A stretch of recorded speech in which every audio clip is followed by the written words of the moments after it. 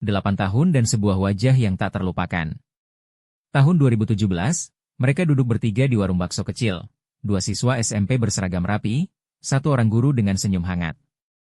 Momen sederhana, semangkuk bakso, tawa ringan, dan masa depan yang terasa masih luas. Foto itu diam, tapi menyimpan harapan. Lalu waktu berjalan. Tahun 2025, sang guru tak sengaja bertemu salah satu muridnya. Tidak lagi berseragam, tak lagi duduk di ruang kelas. Kini ia duduk di trotoar, tubuhnya berlapis cat perak, menjadi di perempatan kota yang riuh dan tak peduli. Dunia mungkin akan cepat menilai, tapi foto itu tak butuh penilaian. Ia butuh perasaan. Kita hidup di negara yang bagi sebagian orang adalah panggung megah, tapi bagi sebagian lain hanya sisa ruang di balik tirai. Pendidikan katanya hak semua, tapi kesempatan sering hanya singgah pada yang sudah beruntung dari awal. Anak ini pernah punya mimpi, ia masih punya mimpi. Tapi mimpinya dihantam kerasnya realitas, dan kini ia mengais rupiah dengan cara yang sering disalahpahami, menjadi manusia silver. Banyak orang menuding, itu malas, itu mengganggu jalan, itu bagian dari eksploitasi. Tapi siapa yang lebih malas? Mereka yang masih berjuang di jalan, atau sistem yang tak pernah benar-benar menyentuh dasar?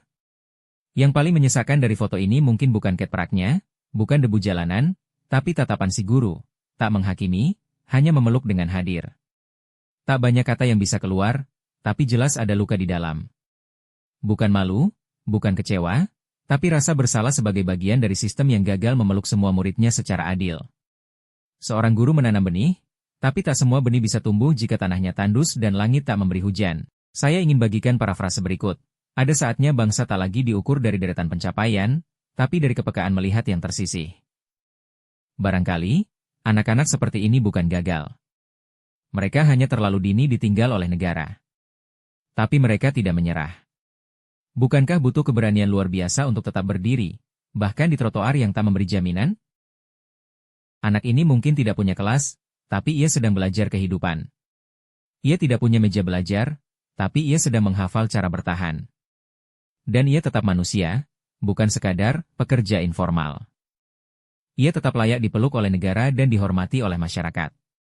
Karena pada akhirnya, kebesaran bangsa bukan diukur dari gedung tinggi atau prospek ekonomi, tetapi dari keberanian menengok ke bawah, ke wajah-wajah yang kita kenal, yang dulu pernah kita ajari menulis dan berhitung, tapi hari ini hanya ingin didengarkan. 8 tahun lalu, seorang guru mengajak muridnya makan bakso. 8 tahun kemudian, ia kembali menemuinya, bukan untuk mengajar, tapi untuk belajar.